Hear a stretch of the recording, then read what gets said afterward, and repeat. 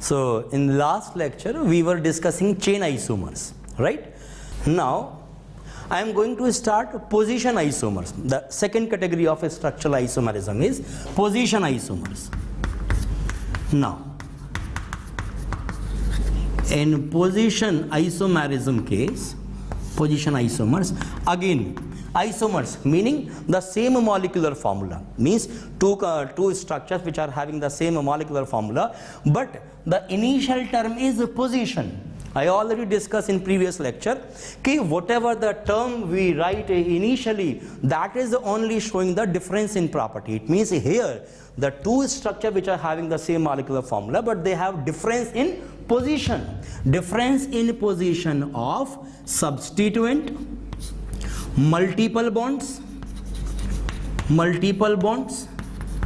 or functional group.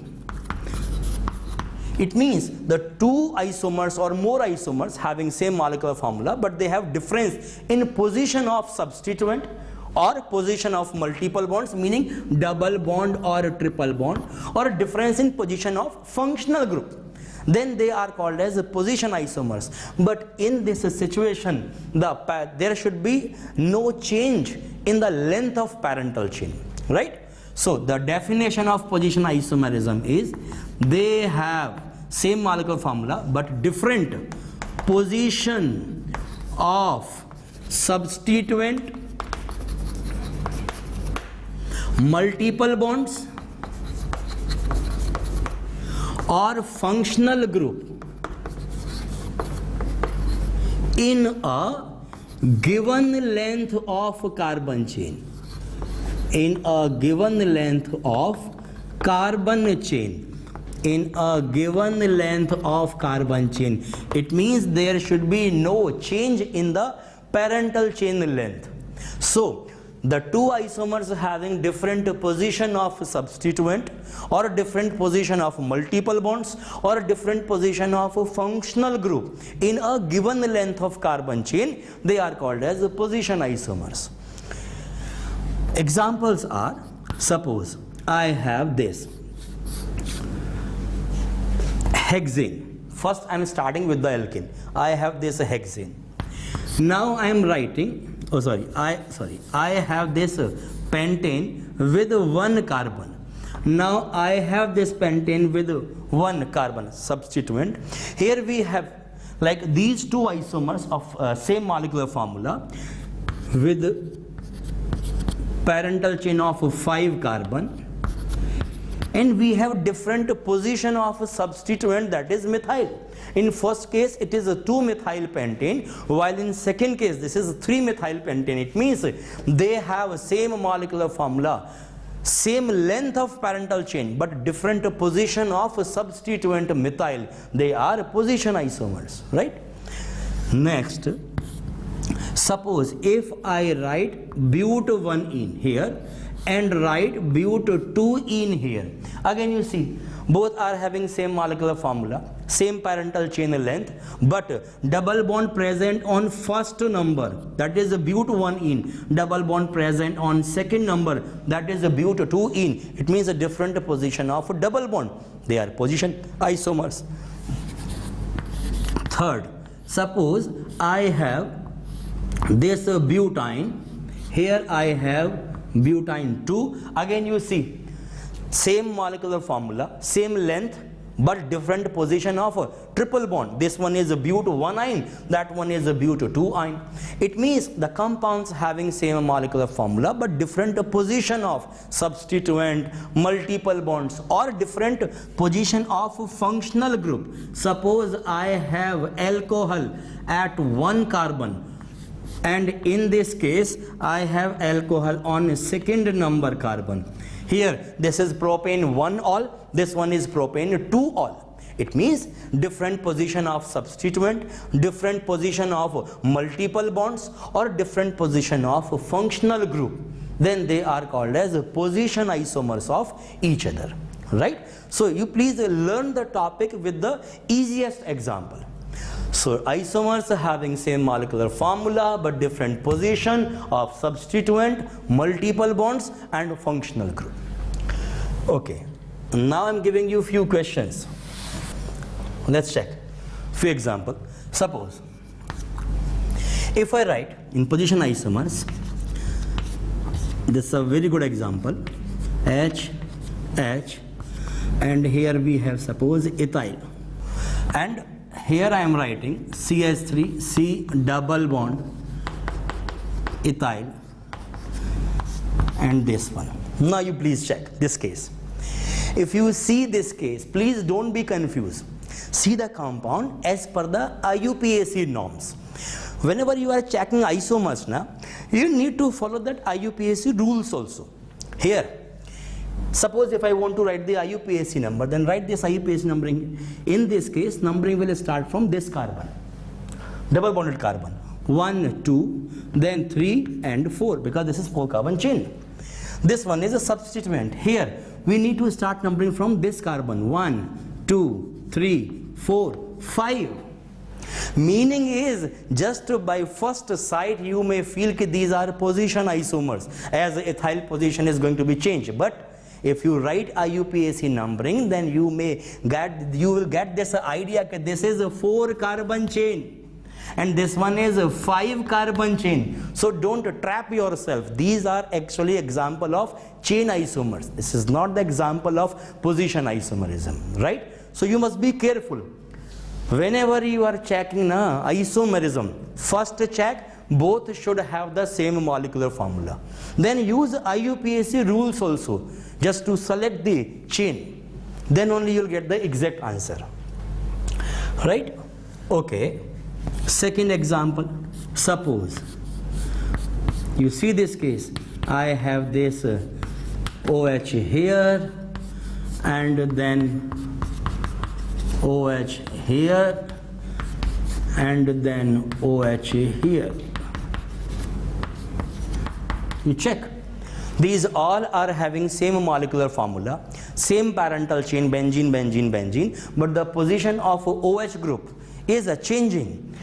Here, this is actually not OH group. Position of methyl is changing, because anyway we need to start numbering from the carbon having OH group. So 1, 2. Here 1, 2, 3. Here 1, 2, 3, 4.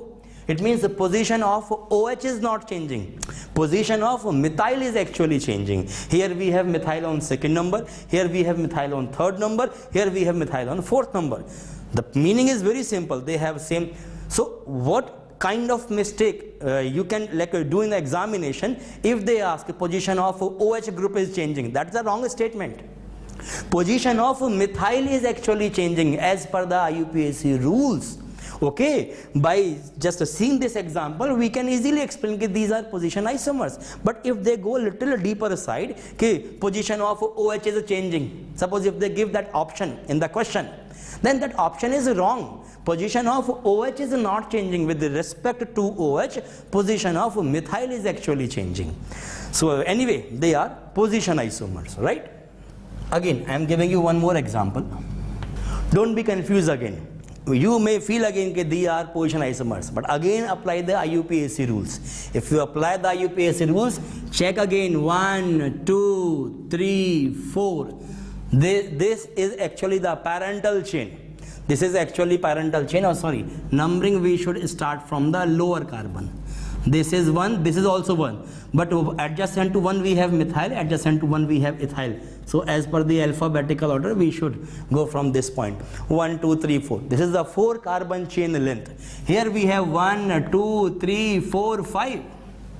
Again I am telling you, these are not the example of position isomers. These two are the example of chain isomers. Here we have 4 carbon parent chain, here we have 5 carbon parent chain. So you must be very careful that IUPAC rules are playing important role in deciding the isomeric relationship, right? Suppose if I am writing the next example, the easy example only, I am writing Cl and Cl, 1, 2 dichlorobenzene, 1, 3 dichlorobenzene, 1, 4 dichlorobenzene. See, these are the example of position isomers. The simple example only.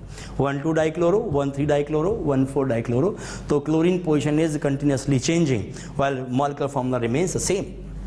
Suppose if I ask this example, Cl and Br, again we can simply check Cl and Br, and the third example is again Cl and Br. Again these are the example of position isomers, right? Position of a substituent is continuously changing around the benzene ring. So these two position isomerism meaning is the compounds having same molecular formula with a fixed length of carbon chain, but difference in the position of substituents, multiple bonds and functional group, they are called as position isomers. Why I am repeating the definition again and again? So that you must know if the basic definition of position isomerism is what. Now I am giving you few examples just as for your like homework only. You try to solve these cases, that how many position isomers are possible for these structures, that you need to solve. How many position isomers are possible for this given structure, this case and this case, and third one is this last one. Try to get the number of position isomers of these structures. That's a homework for you people. That first case, how many position isomers are possible, in second case how many, in third case how many, that you need to solve, right? These are the three cases. Okay, now let's start with one more example. Suppose if I write one more example like this one, CH2OH. Now if I change the position and I write like this, don't think that position of OH is changing. This case is actually not a simple case, this is a different case. In this case, we may confuse that OH position is changing. Initially, OH is present on this carbon, and right now OH has been changed its position and it came to the benzene ring. This is not the case like that. Here actually, when OH is attached to this sp3 carbon, that is alcohol, right? When OH attached directly to benzene ring, that is called as a phenol case. And these two are actually different functional group. They are considered as different functional group. It means we should not say that they are position isomers. Actually these two are the example of functional isomers, because in this case the molecular formula remains the same, but the functional group is actually changing, not position. So in that situation you must be little careful. When OH is directly attached to benzene ring, that is the example of phenol, which is actually different functional group with respect to the OH attached with the sp3 carbon. So these two are not positional isomers, these two are the functional isomers, right? See, so now I am going to start functional isomers. See, now as the name itself explaining it, that functional isomer term, when we write functional isomers, that name itself explaining isomers means they have a same molecular formula, right? The term which is written initially, that is only showing the difference. It means they have different functional group. So when two isomers having same molecular formula, obviously, but they have a different functional group, then they are called as a functional isomers. See, it means they have different functional group. That is the basic meaning of this term, right? Okay, see, so in functional isomers, the definition is simple only. Different functional group. The isomers have different functional group. Let's start with some examples. See, here I have suppose this CH3 CH2OH. You just need to identify whether they are functional isomers or not. And one more is CH3OCH3, right? If we check these two compounds, they have same molecular formula, like a C2H6O, C2H6O, but they have different functional group. One is alcohol, second is ether. So anyway, these two are example of functional isomers. Second, suppose if I write like this, and then I write like this. You please try to identify this functional group. You must know very clearly this is aldehyde and this one is ketone, because aldehyde is a monofunctional group, always attached with one alkyl part, while ketone is a bifunctional group. It means it is showing two valencies. So this one is aldehyde, this one is ketone. They are showing the same molecular formula, but functional group is different. Again, these two are the example of functional isomers, right? Suppose, first I am writing the basic example only. CH3, CH2, COOH, carboxylic acid.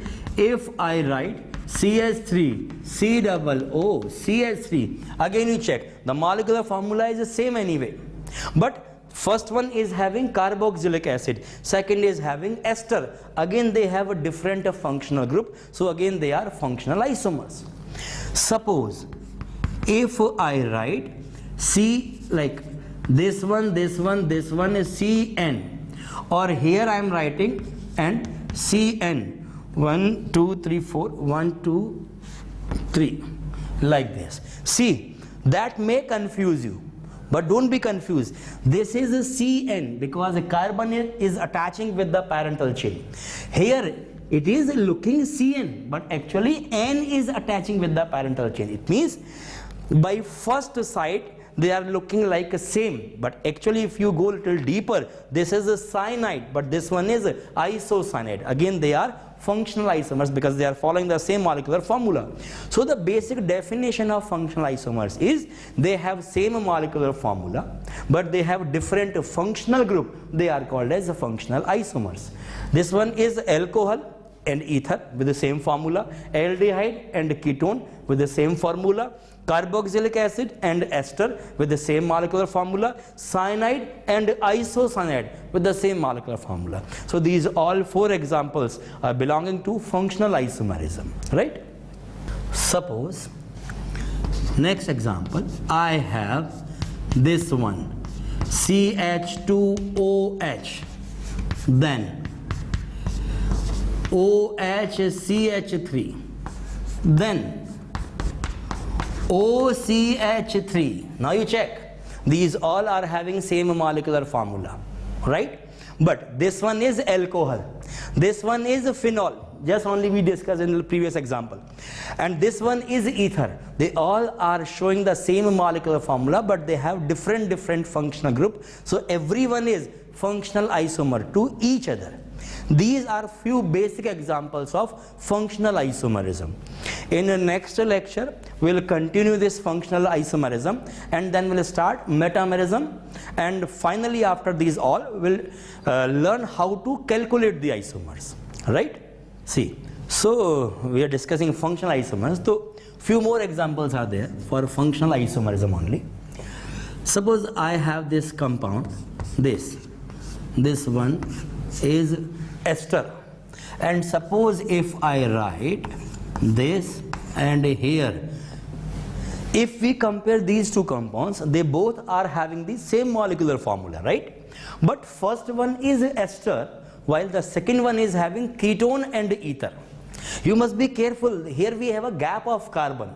So if this C double bond O with adjacent oxygen, that is ester, but this one is not ester, this is ketone and ether. So these two are again the example of functional isomers, right? Second, next example, suppose if I write like this is anhydride, right? Then I am writing here this one CH2 like this, and the next one what I am writing is this one, this O, and here this O. Now if we see these three examples, first one is anhydride, but second one, here we have one carbon, so now this is ester and ketone, and that one is having two ketones with one ether. It means all three are showing the same molecular formula, but they are having different functional groups. So everyone is a functional isomer of each other. 1 and 2 are functional isomers, 2 and 3 are functional isomers, third and first they are again functional isomers. So functional isomerism means that now I think right now it's very clear that the compounds having same molecular formula but they have different functional group. One more last example. Suppose I have this 1, 2, 3, 4. Here I have NH2. That is a primary amine. If I write 1, 2, NH, 3, 4. This one is a secondary amine. And if I write 1, 2, 3 and 4. See 1, 2, 3 and one more like 4. 1, 2, 3, 4. 1, 2, 3, 4. All are having 4 carbons and 1 nitrogen. They all are belonging to the same molecular formula. But first one, we need to check every time molecular formula. This is a mandatory. This is the basic principle of isomerism. They must have the same molecular formula. For this, if I check, it is having 4 carbon. 3 hydrogen here, 2 here, 5 plus 2, 7 plus 2, 9 plus 2, 11. C4H11N. Same here. C4. 3, 3, 6, 2, 8, 2, 10 and 1, 11. C4H11N. Same here. C4. 3, 5, 7, 3, 4, 5, 6, 7, 8, 9, 10, 11. C4H11N. They all are having same molecular formula C4H11N, but this one is a primary amine, that one is a secondary amine, this one is a tertiary amine. It means these all are having different functional group. It means that they are different functional groups. So these 3 are functional isomers of each other. The point is, now I am telling you one important point. कि 1 degree NH2, 1 degree NH2, मतलब primary amine.